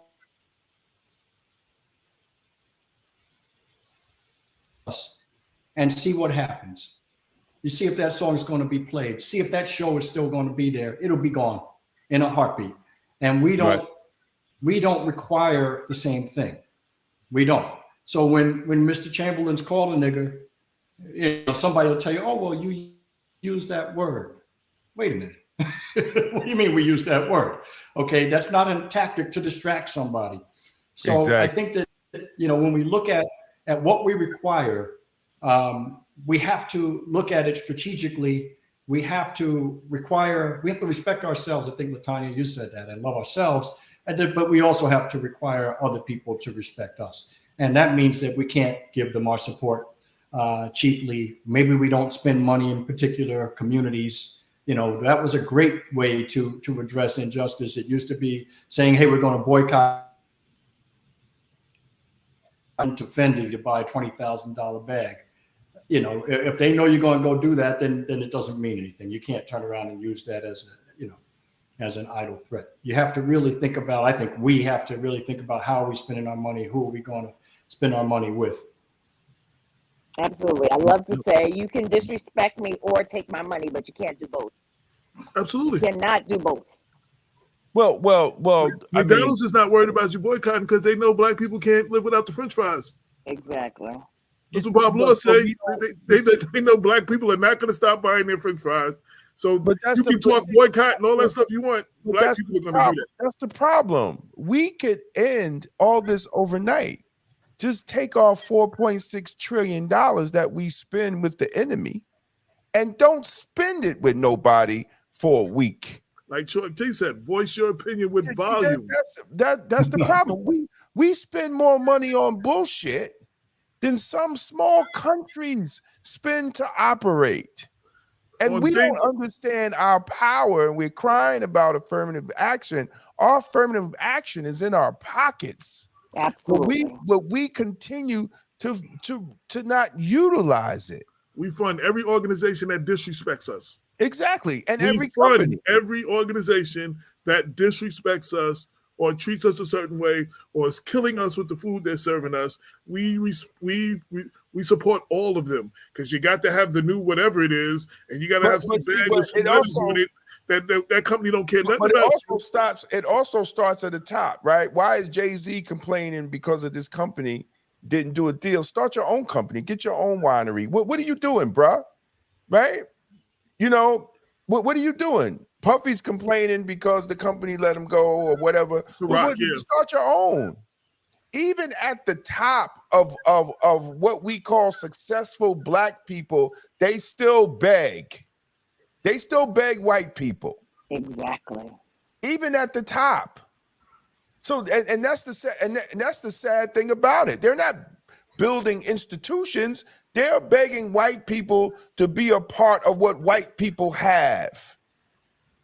That's why they're mad at Ice Cube, because he started the Big Three. He don't have to beg the NBA. And why not these Negroes that are trying to be in the NBA have a Big Three team? And that's what he said. He was like, you know, the NBA and he's calling them out. The NBA are going after sponsors to not support him and going after venues to not let him play there. He's like, yo, I don't want your support, but just stay the hell out of my way and let me do what we're doing. You know what I'm saying?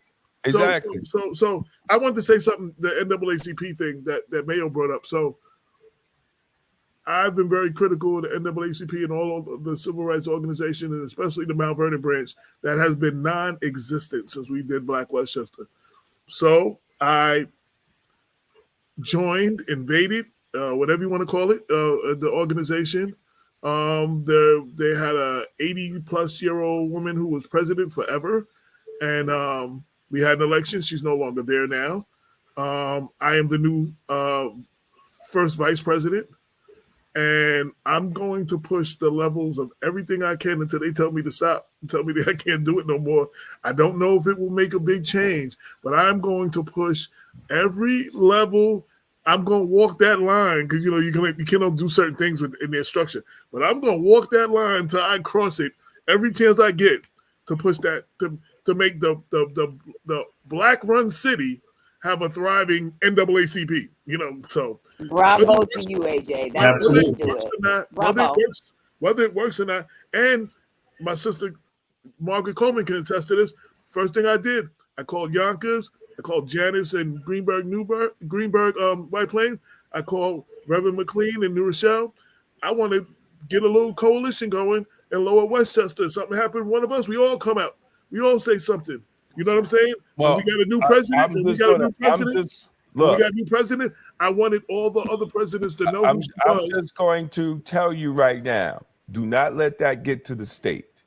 Because Karen Edmondson, I'm just giving you. No. I know. I dealt with Frank Coleman. Giving you the tea. I'm just telling you. Complain about what happened. I'm going to say I told you so. No, most that's happened already with Frank Coleman when he wanted to do something, and they told him he couldn't do it with the other organizations. He couldn't join. He did it anyway. He pushed it anyway. But I'm saying they've been doing that since Karen Edmondson was president of the Yonkers NAACP. Yeah. I mean, and they also dissolved the Ossining one. Well, yeah, it's back now. Austin's back now, but and they got new leadership too. You know, sometimes, man, and I'm not. But to your point, AJ, if you don't get involved, just like the people who don't vote, right? If you don't get involved, then it's a lot more difficult. And we're not here to be able to criticize something. We just want the organizations to work. So I mean, I'm very happy hearing that you're involved. And I think that, you know, we need more people to get involved. It's easy for me to look and see what doesn't work. It's a lot different for me to get involved and take some time. And I'm not pretending I'm going to change it overnight or change it, period. Exactly. But I'm going to go down swinging. I'm going to go down swinging, though. I'm going to go down swinging. I just want to make one point to what you said, Damon, about Puffy and Jay-Z and wanting to be a part of the system. What I thought about when you said that is people who say, you talk like you white. No, stop. Why are we making white the standard, even in wealth? You've got all of this money and power, and you're still begging white people to let you be a part of their team instead of creating your own. Oprah, when they wouldn't let her in the Hermes store, open your own store, design your own bags. Exactly. You're Oprah. Stop. There is no hope that's coming through that's going to make our lives easier. If we don't do it, jump in like AJ did. If we're not a part of the solution, we're a part of the problem. Let's get it done. But do it for ourselves. FUBU, for us, by us. Right. They told us that decades ago, and we still don't know what that means. That means we've got to do it for us. No one's going to educate our children. No one's going to provide us with fiscal and economic and social opportunities. We have to create the opportunities that we want to see, one person at a time, one person, each one reach one. My God, listen, we are in America, people. This is a white nation who was designed not for us. Absolutely. And when we have somebody doing something, we need to support them. Yeah. And yes, this is going to be personal. We need all y'all to be supporting Black Westchester, because when it's not here no more, y'all gonna be like, oh man, what happened to Black Westchester? And none of y'all supported it. That's what happened. You know what I'm saying? Like, me and Damon can't do it alone. It's supposed to be a community paper. We need the community's help. The way we've exceeded expectation is because people in the community have come up and they've lent their voice, they've opened their wallet, They've decided to pin something what's going on in their community. You know what I'm saying? Come on our show to talk about what's going on in their community. It's not me and Damon. We don't want you to look at this as just our paper. This is a community paper. We did this for the community. So to give the community a voice. We don't want to be the voice of the voiceless. We want to give the voiceless a voice. You understand what I'm saying? So, but it needs support. And I'm not talking about just Black Westchester. We need to support all these, anybody who's really doing the work. Like, everybody's not going to do the work. Everybody's not going to be on the front line. You know what you can do? Put some money behind them people that's out there on the front line. Support them. So I am talking about Black Westchester specifically as we go into our 9-year anniversary. Shameless plug. But I'm talking about all our Black.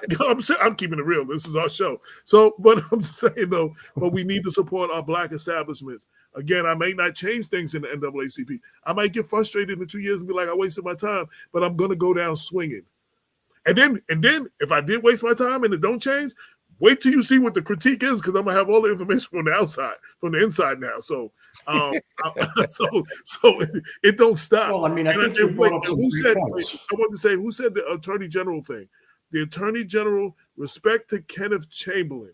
He never let none of them people say it's over. None of them judges saying you lost. None of them appeals that failed. No, the Attorney General that failed him. Al Sharpton that didn't come out here but invited him on his show when it was a movie. Yes, I said it.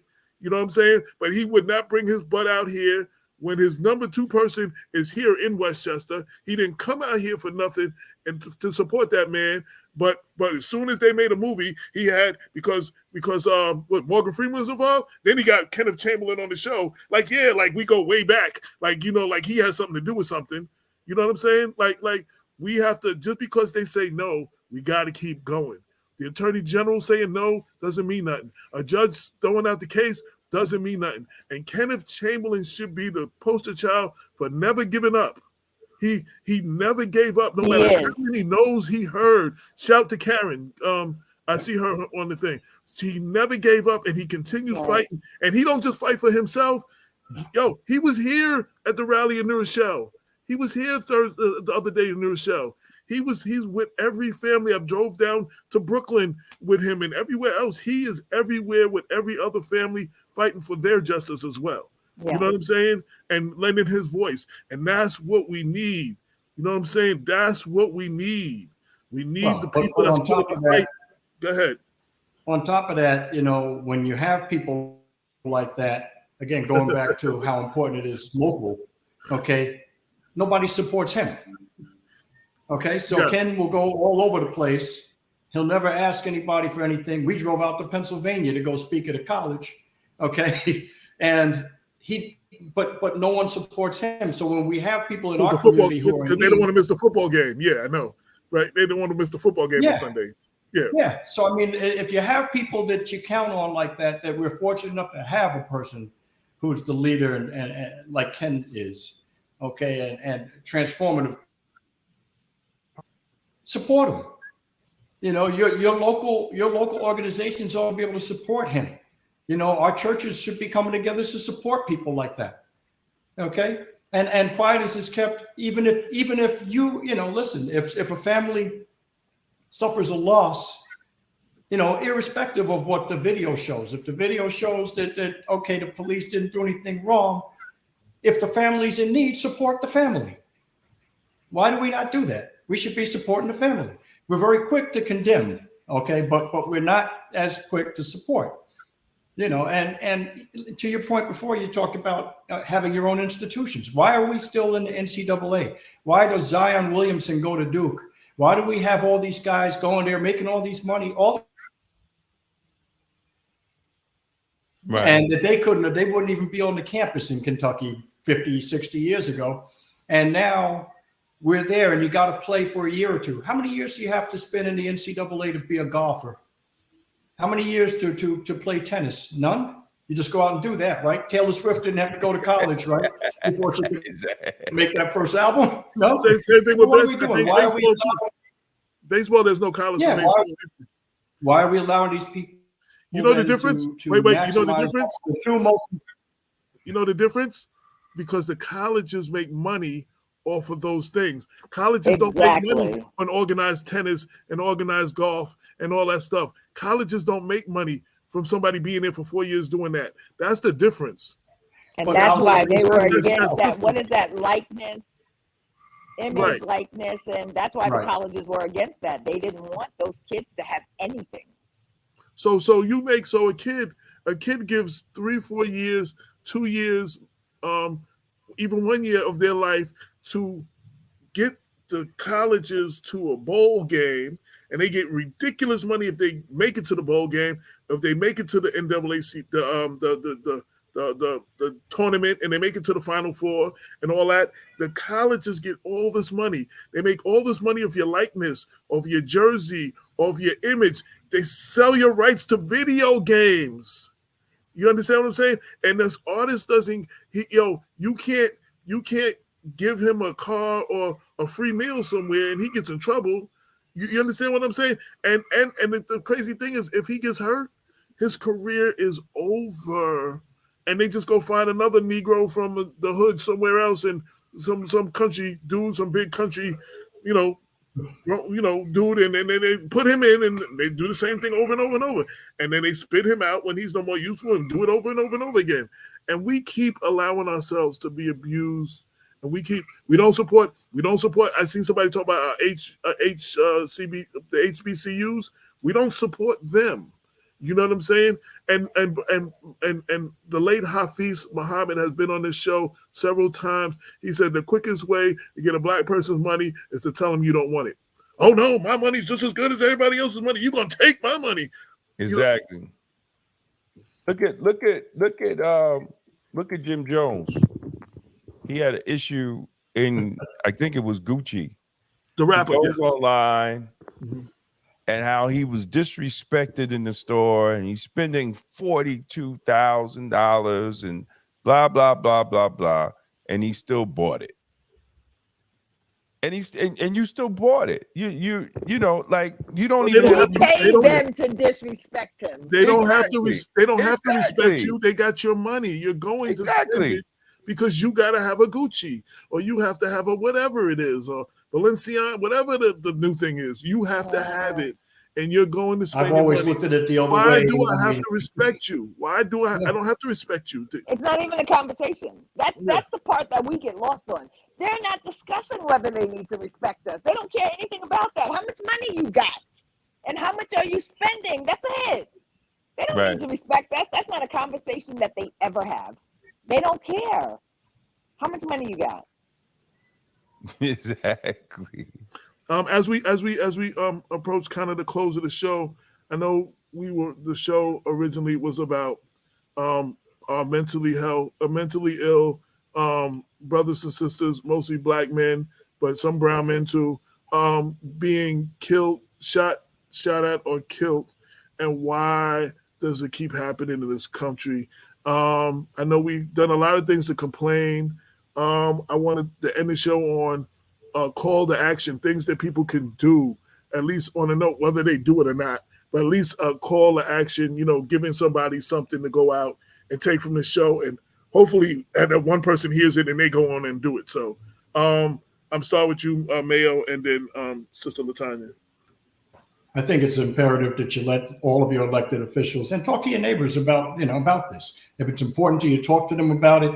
Talk to them about what happens to people who have mental health issues. I'm representing a white young man, college student, who had his face smashed into a brick wall while handcuffed, at a local school. So it's important to talk about it because people don't realize that it could be them or their kids. And then to talk about policies and not necessarily to do it from a position of criticism, but what are the best practices now and how can they be improved? And they can always be improved. So I think if we do that and try to get that on the ballot, try to have that down as an initiative authorizing, or at least a review of the policies of the police department in terms of dealing with people with mental health or perceived mental health issues. Latanya. Yes, again, I thank you for having this discussion. I thank you for presenting the platform where people can learn and we can do different.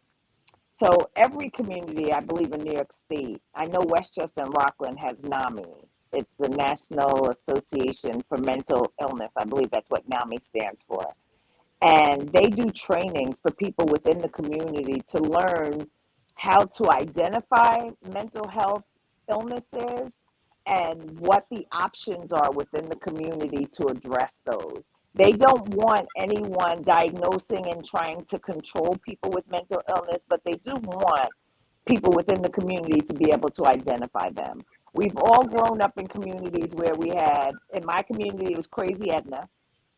And Crazy Edna would walk down the street and be just as crazy as she wanted to be. And no one, we just accepted that that's who she was. No one knew what to do when Edna had fits. No one knew how to help Edna when Edna was out of control. We didn't know what to do. I feel better now that there are organizations, and we as a community have to look to them and say, you have the resources, train us to be able to recognize, and then tell us what resources are within our community. A lot of times we don't even know what's here. What's in our community? Who can we call and say, Edna's coming down the street and she looks like she's manic today. She looks like she needs some support. Can someone come out and de-escalate, help her, get her where she can get help? We need to, as a community, take ownership of the people in our community, whether it's drug addiction, which is sometimes people self-medicating because of mental illness, or if it's mental illness. Sometimes they go hand in hand and they don't. Mayo, you know, I know, Damon, AJ, you all know that people within the criminal justice system, we don't know what came first, mental illness or addiction. And we're trying, the system is not designed to deal with all of it. We as a community are not designed to deal with all of it. But if we become informed about what it is that we're looking at and what resources are available, then we can help our own community to get the help that they need. So thank you. Damon? I think, after the killing of Kenneth Chamberlain Sr., the mental health community was very quiet. Again, big shout out to my brother, Kenneth Chamberlain Jr. But at some point, the mental health community is going to have to open its mouth. I hope and pray, that the community is not like every other institution when it comes to seeing a different value between white faces and black faces and white incidents and black incidents. But it will be helpful for the mental health community to open their mouths and address and be more vocal and give these families their support openly, because that's the only way we're gonna change it. Because it's not just a black and white issue. That would be easy to, for the detractors to dismiss. Oh, here they go again. Here they go. No, but it's bigger than that.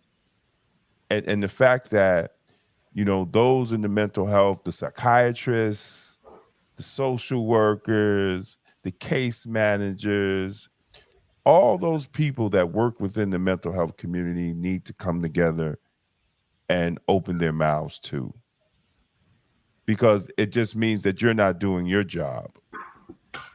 So, I just hope out of this, there's going to be some more conversations, and I have no problem pushing the conversations.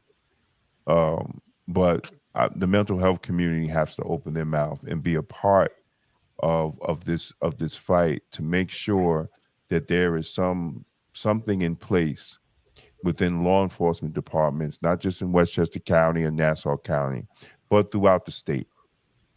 And, we have to get on Tish James, the New York State Attorney General, to actually do something other than the usual political rhetoric that we hear from here to DC. We don't need that from her right now. We need actual leadership in how law enforcement engages with the mentally ill. We need leadership from the top cop. And if she's not going to do that, don't come into Black communities. Don't come in. Don't talk about it. Don't come and talk about anything else until you have an agenda, because you were supposed to have it.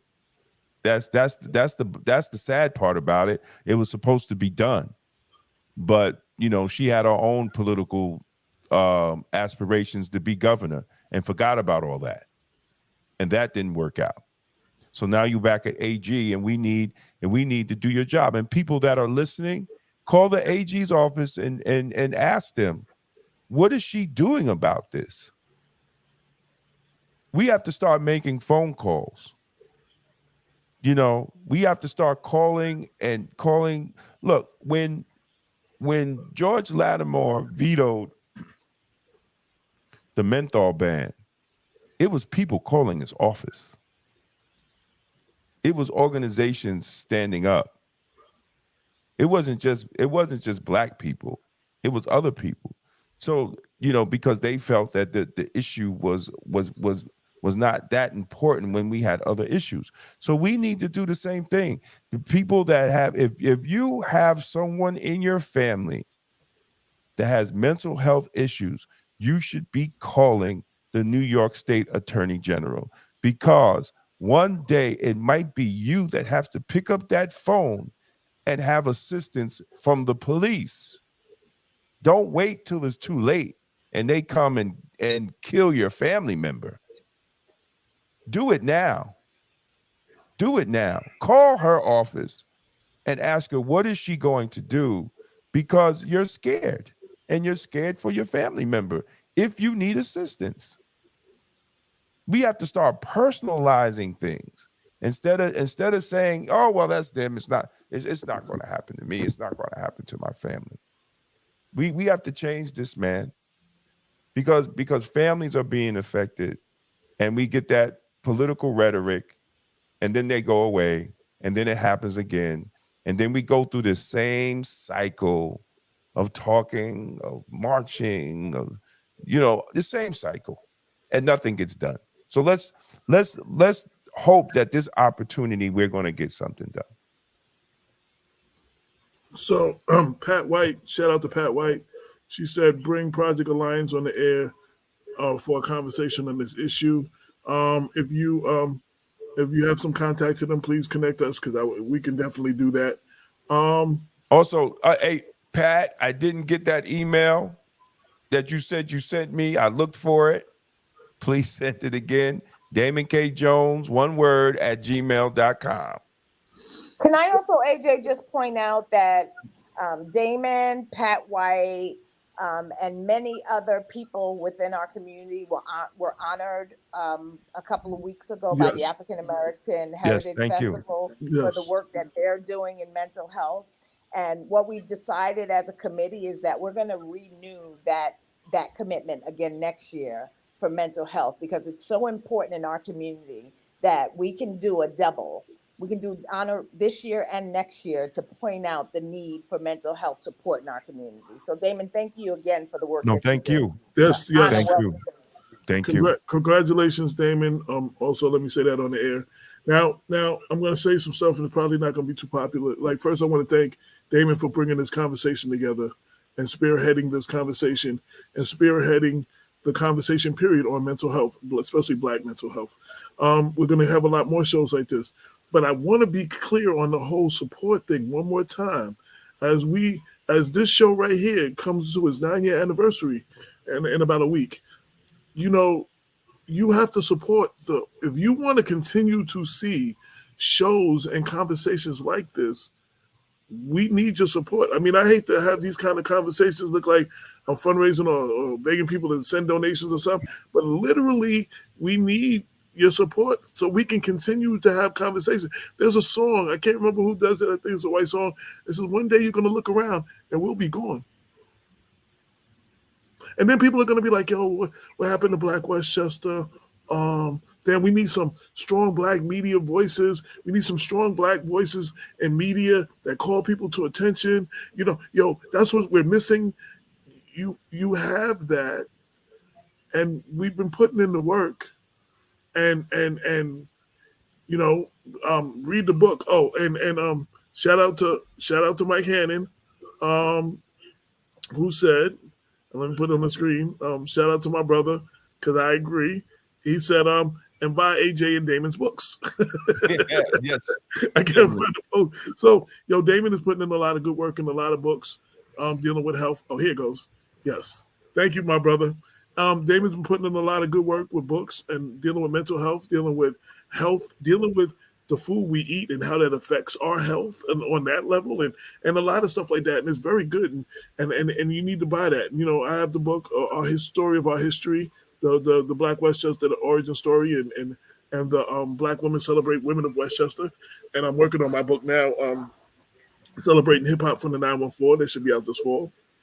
But beyond the books, though, you have to support the organizations that are doing it. And I'm going to tell you, I'm going to be honest. I don't know on the current model, and I put in most of the work, I don't know on the current model how long I'm going to do this at this state and this current model, to be honest. There has to be, more support.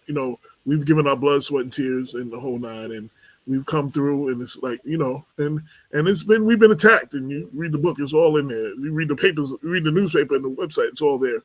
But you have to support us and others that are doing the work, or you're going to look around and there's not going to be no one doing the work, and support also doesn't have to be financial. When Kenneth Chamberlain makes a call and he needs all of y'all to come out and support, that requires your presence. That doesn't even require your dollar sometimes. Mm-hmm. That just requires your presence. You know what I'm saying? So we need to be as my brother Carlton reminded me, Chuck D said, we need to voice our opinion with volume. You know what I'm saying? Don't worry about them saying you too black. That's not an insult. It's not an insult to be anything else. The black people are the only thing. When you're pro-black, you got to be anti something else.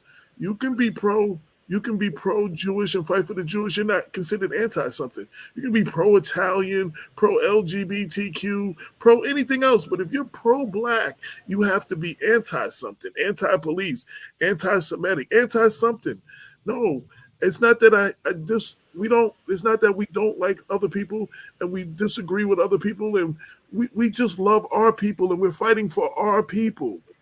And that's what this is about. We're fighting for our people, who no one else is fighting for, including our people. When you see Mayo's been putting in work. Mayo's been putting in tireless hours and work. LaTanya puts in the work. You know what I'm saying? There's other organizations. You got to complain with your NAACP? Join it. Your Urban League? Join it. You know what I'm saying? If you can't join it, put a few dollars in, not the national, the local one. Your local one. You understand? I don't know what they use on the national, but your local one is in your community. You can hold them greater accountable because they're in your community. You can hold them accountable. And lastly, politics is a participatory sport. Obama said, be the change you want to see. You have to vote. You have to then hold the people accountable. You have to articulate what is wrong. You have to storm the city council meetings. I saw a couple of years ago, Puerto Rico, they wanted to get rid of their leader. 1 million plus Puerto Ricans stormed the streets of Puerto Rico and said this leader got to go. I can't get 15 people to meet me on the stairs of City Hall. Or the stairs in New Rochelle, or the stairs of Greenberg, or Town Hall. Nowhere. I can't get that. But 1 million people were fed up, and it was like, hell no, he got to go. And he's gone. That's what we got to do. Boots on the ground, support, and your voice, right? If you can, we have letters to the editor and the op-ed. You can write. Whatever the issue is, we will run it. We will push it out, make sure everybody see it. Your voice is important. Voice your opinion with volume, in the words of Chuck D. With that said, this is the end of the show. Thank you for tuning in. Everyone who tuned in, too many. Rob Wingate, another advocate in the River Towns, Pat White, Cookie Alexander Campbell, Hector Santiago, Nancy Cater Maldonado, all of those who, Margaret Coleman, Carlton Bedford Dozier, Adrian Mitchell and Tuckahoe, Safe Stop Mobile. I don't know who they are, but they had a lot of comments. Thank you for listening. Mike Hannon, of course, Craig McFarlane, everybody who tuned in, every organization that tuned in. And on the bottom in YouTube or Facebook or on Black Westchester, let us know what other conversations you would like to see us have. Let us know what you feel about this conversation. Share this with someone who may not see this and you think needs to see this. Share this video with them. You could be doing anything else, but you decide to ride with us, and we greatly appreciate this. This has been Black Westchester Presents, the People Before Politics radio show. We're on every Sunday, 6 to 8, streaming live on Facebook, YouTube, and LinkedIn. Until next time, Damon, any things coming up? Your Monday thing? Anything you got coming up? What you do on Mondays? Yeah, you got every Monday we do the Monday mindset. This Monday I'm talking about protecting your spiritual energy. And then the next Monday I'm talking about spiritual vampires. So so y'all could tune in. It's going to be on YouTube. Damon K. Jones, the Health Mindset, the Monday Mindset. If y'all like sea moss, go to Cupcake Cutie Boutique. We got the Love Yourself medicinal sea moss there at Cupcake Cutie Boutique. You buy 2, you get a free book of the empowering benefits of detoxing, cleansing, and eating clean by yours truly. So you get 2 bottles of sea moss, you get a free book. That's how we doing it at Cupcake Cutie. And you can get some sweets and you can get some healthy stuff too. You know, that's what it's all about. And then that's it. On August 8th, at the Mount Vernon Public Library, we're giving a free comedy show. August 10th. And then August 12th, we'll be showing the movie The Killing of Kenneth Chamberlain at the Mount Vernon Public Library. So save those dates, especially the comedy show. We got a great group, and it's going to be the first time ever I've known that a comedy show is going to be at a library, and it's free for the community. You know, Black communities, we are under stress and anxiety and depression, so it's always good to have a good laugh, right? Laughing is food for the soul. So we're doing that at August 10th. So definitely come out. The event is free. You don't have to pay anything. Just show up and get your laugh on and get home safe. So a couple of people asked, Carlton said, I need those non-diabetic sweets. If you haven't been there, Carlton, next time you come through Mount Vernon, we go around. It's not too far from my house. We go. I'll show you where it's at. Someone asked, where can they make donations? You can make them at paypal.me, Black Westchester Mag, or just email us, blackwestchester@gmail.com, and I'll give you other ways. Greatly appreciate all of you. Thank you. Anything else coming up? That's it, right? Nothing else to promote? All right. Again, you could be doing anything else. You decide to ride with us, and we greatly appreciate it. Till next week, peace.